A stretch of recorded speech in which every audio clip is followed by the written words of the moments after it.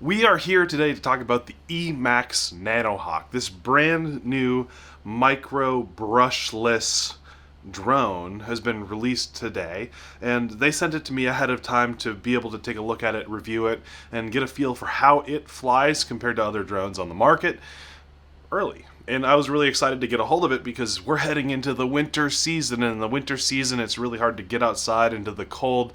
You gotta bundle up. It's a nightmare for flying, but when I can fly something like this here in my workshop instead of having to go out, I'm really excited about that.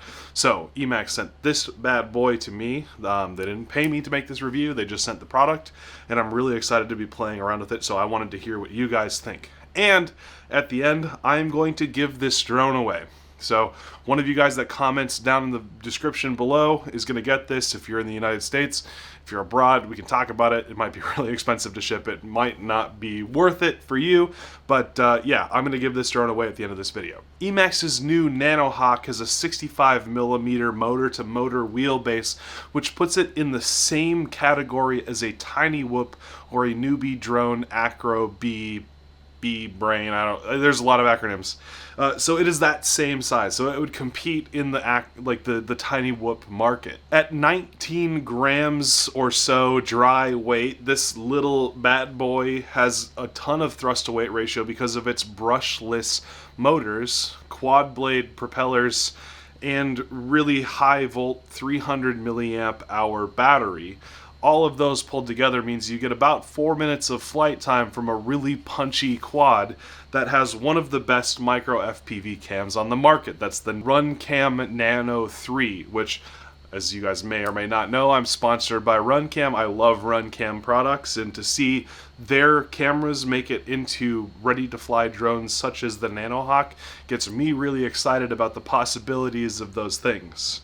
This drone has a 200 milliwatt capable VTX, runs a FR Sky receiver out of the box, and can be bound to just about any Taranis FreeSky radio that's out there on the market. The Nanohawk's propellers have been designed against their Avon prop category to be highly efficient but also provide a good chunk of power for this tiny little form factor. Now, I'm not a huge fan of the props, we'll get to that later on, but it's worth noting that they have created custom props just for this line of product. This bind and fly drone is going to be priced at $99 and comes with the drone, extra props, tools, and a little USB charger along with one of their batteries so that you can plug it in, bind it to your radio, and immediately be flying before you know it. I've now been flying this drone for a few weeks now, and I've assembled a list of pros, cons, and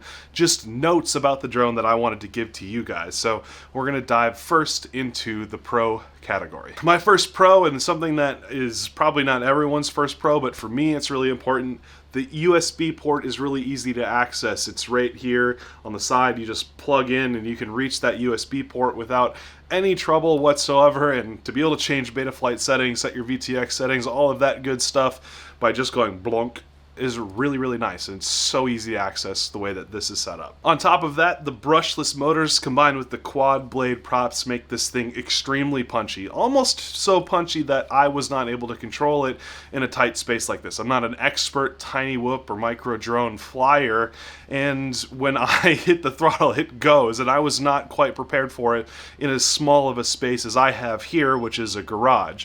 So just be aware, it's got a lot of power to weight ratio for how small it is because of these awesome 0802 1900 kV brushless motors.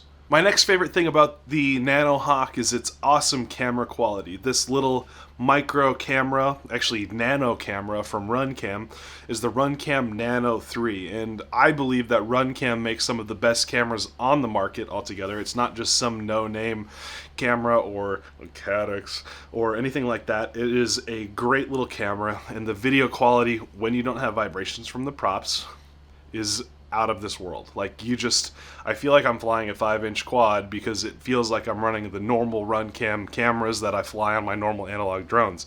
And for me, that's a game changer. Being able to see, I mean, we fly first person view drones, which means that we fly out of video. And if we don't have good video, we can't fly well.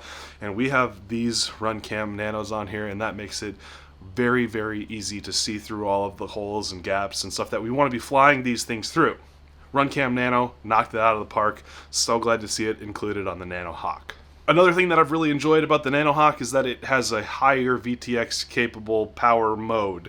A lot of micro drones limit you to basically 25 milliwatts unless you go in and swap it out a different VTX. This one goes up higher, pushes out a little bit more power, and allows you a little bit more penetration. So I can fly this little bad boy all the way through my entire house with perfect video. And that's something that I really value as someone that doesn't necessarily race these all the time. Having extra power output modes is really important, really exciting, and adds a lot of value to me as a pilot of something like this. Out of the box, you have a free Sky receiver built in. All you have to do is go in, click this little bind button right here, which I can actually reach without having to get out a tool.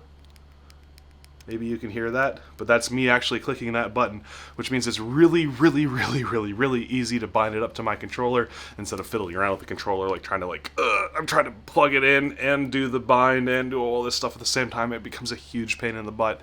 This is really easy to do. Alongside the drone, you also get a really handy little kit that comes with the thing. Now, in the past, Emax products have come with this awesome little case that I love. Didn't come with this one for some reason. Maybe they're cutting costs, I don't know. But included, you have a USB charger, some extra props for the drone, a couple different options for charging cables, because they have these new connector type, which we'll come back to in a second, that connects to this charger, then it connects to the battery. You've got the drone itself, you've got some extra rubber band screws and a little micro screwdriver, another charging cable. All that good stuff all packed into one box, which means that out of the box you're able to just pack this whole thing up, and now this is everything I need to go fly my Nanohawk, with the exception of my controller and my goggles, which I already have packed anyway. So that's everything I need to get in the air. I love that. I love that Emax thinks through, let's give them props, give them batteries, give them a little charger, all this stuff, all included in that $99 price point. Along with these great things about this drone, there's some things that I didn't like, things that got in the way of my enjoyment of the micro drone hobby. And the biggest one was the propellers. These props bend easily. And when I say easily, I mean any kind of bump into a wall, tumble, crash, one of these little bad boys is going to get slightly bent out of place, and it's going to make tons of vibrations and jello come through into the camera. I don't know if that's something that they're planning on fixing with the new version of the Avon props, but that's my biggest criticism of it, is that I spend more time bending these props back into place and making sure that they're all, relatively well spinning and balanced than I do actually flying it. And that took away from me the enjoyment that I've had, because normally with Tiny Whoops or the B-Brain products, the newbie drone, is you smash into the wall, go pick it up, turn it over, and you're good to go again. This one, I smash into the wall, go over, fiddle with my props for about 20 minutes, and then it's good to go. And when it's flying, it's amazing. It's got punch, it's got capability, amazing camera, all this stuff. But if the props are bent, just it's not good. So that's probably my biggest criticism, and it's something that I hope that we can fix in future versions, or maybe we can use other props. I mean, these are the same types of props that you would normally see on other micro drone products, so you could swap that out, try out something else. But for the ones that come with it out of the box, I don't know. I would recommend upgrading that. Next, the camera tilt is a little bit too high for me. With Tiny Whoops or micro drones, stuff like that, I want to see like a 5-degree tilt. Not a lot, a little, just a tad, to make it just like, yeah, it flies like this. But like right here is level for this. That's a little bit too much for my skill level, my comfort level with the drone. So like I kind of would come in here and just kind of like fiddle with this and try to kind of bend it in place a little bit, try to get it to kind of hold a lower camera tilt, and that suited me. But out of the box, it was just a little bit too high. So something you may want to consider. Maybe there's another option or another piece that you could put in here to kind of make that camera tilt a little bit lower, but it was just a little bit too high for me personally. Next up, the thing that I'm most worried about with this is I think the frame is going to break. Now, I have not yet broken the frame, and maybe that's testament to how durable it is, because I have flown probably 30 batteries on this already. But, I mean, these are tiny little pieces of plastic. Like, it's kind of hard to see, but, like, these guys do not seem durable. Now, they've got a little bit of flex to them, and maybe that's why the props are bending so much. But they're just not... It doesn't seem like it's going to last a very long time. It's got a good little bit of bounce on it. I don't know. It's gonna break. It's gotta break. But again, I haven't broken it yet, so maybe it won't. But just saying, it looks a little bit sus. One of the things that I don't like about it, but it's also a pro about it, is that it's FR Sky out of the box. I obviously fly Futaba or Spectrum or Crossfire or pretty much everything but FR Sky. So for me, it's kind of an inconvenience. For you guys, it may not be. A lot of people run FR Sky protocols. I don't, so having to get up my Tyrannus is a little bit of a bummer because FR Sky is a slower protocol. Yeah, we won't even get into it. But for me, I wish that I had a FR Sky option or a Crossfire option or a Tracer option, something like that, where I have a lower latency connection, get it out, ripping it a little bit harder, instead of the FR Sky that's built in. Now, for those of you that do run FR Sky by default, it's awesome. You just literally plug it in, hit that button, that's available right here, click, click, click, click, click, that's it, ready to go. For me, I almost want to put my own receiver into it so I can fly it on Futaba or Crossfire. Beyond default receiver choices not being optimal for me, the next thing that I think is the battery mount is kind of lame. I mean, it's literally just two like rubber bands that are just strapped around the flight controller that will probably break at some point. Rubber bands get old. I mean, we've had nano drone frames with great little mounts for batteries for a long time, and they just kind of ignored that and said, yeah, give them a rubber band, it'll be fine. It's kind of lazy to me. Maybe they were able to save $5 on it. If they did, great. If they didn't, come on, guys. Like, rubber bands, really? We're beyond that. That being said, great mount. It works really well. I just wanted to see some more innovation. It's a new line of product. It's 2020, almost 2021. Let's get with the times. Let's do something new. Another of my biggest gripes, and I don't know if this is a problem with this battery connector overall or something that I don't know about yet, but this battery connector is really fickle. So I'm going to power it up here. No, it's not even going to power up now. There it goes. But like it's half unplugged. Now it's unpowered. It hardly stays connected. So I'm like applying pressure to keep this thing on. Nope, it's off. Now it's on. Now I plugged it all the way in and it turns off again. Like, there is something very wrong with this connector. And I don't know if it's just my unit, and I'll try to show you which version of connector this is because I don't even know what it's called, but it doesn't work. So I actually soldered on my own, which is the standard like V2 connector for micro drones, because this thing just didn't work for me. Like, I would have to like barely plug it in and like keep it bent, and that would allow me to be able to fly it, but it just doesn't work. I don't know what it is or what about mine is wrong, but this connector is trash from what I can tell. I don't know if that's just me or if that's the case across all versions of this connector, but it just did not work out very well for me. Out of the box for me, the rates for this drone, and I'm doing rates in air quotes because it's not really like a full rate, it's the angle mode strength was not set the proper way for my flight characteristics out of the box. So I'm including some of my settings here down in the description below, as well as you're looking at them on video right now, but it didn't have the aggressiveness that I wanted in the rate profile. Like, so when I push the stick forward and then let go, I wanted to snap back to center faster.